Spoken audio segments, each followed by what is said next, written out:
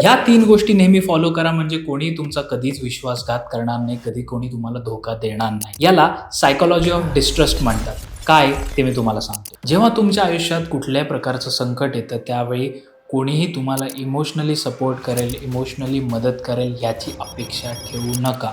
लोकं त्यांच्या प्रॉब्लेम्समध्ये गुंतलेले असतात. त्यामुळे कोणी तुम्हाला येऊन धीर देईल, कोणीतरी तुम्हाला येऊन सपोर्ट करेल, ही अपेक्षा ठेवणं चुकीचं आहे. कारण की इमोशनल सपोर्ट करणं ही त्यांची चॉईस आहे, ही त्यांची इच्छा आहे, जबाबदारी नाही. हे लवकरात लवकर ओळखा. पॉईंट नंबर 2, तुमचे वीक पॉईंट्स कधीच कोणासोबत शेअर करू नका. मे बी तुमचे फायनान्शियल स्ट्रगल्स, तुमचे फायनान्शियल प्रॉब्लेम्स, तुमचे पर्सनल इश्यूज, तुमचे फॅमिली प्रॉब्लेम्स हे कधीच बाहेरच्या व्यक्तींसोबत शेअर करू नका. कारण आज तुम्हाला वाटणारा मित्र किंवा मैत्रीण उद्या कधी तुमचा रायव्हल किंवा स्पर्धक बनेल हे कोणीच सांगू शकत नाही. पॉईंट नंबर 3, कधी कोणी तुमच्यासाठी चांगलं करत असेल तर लक्षात घ्या, त्याच्या मागे त्याचा काहीतरी सेल्फ इंटरेस्टसुद्धा आहे.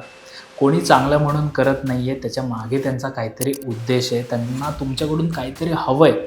हे कटू सत्य जेवढं लवकर तुम्हाला समजेल, तेवढं तुम्ही लवकर अवेअर व्हाल आणि या गोष्टी करणं तुम्ही टाळाल. अर्थात थोडक्यात ह्याचा अर्थ असा नाही आहे की बाकी सगळे लोक वाईट आहेत.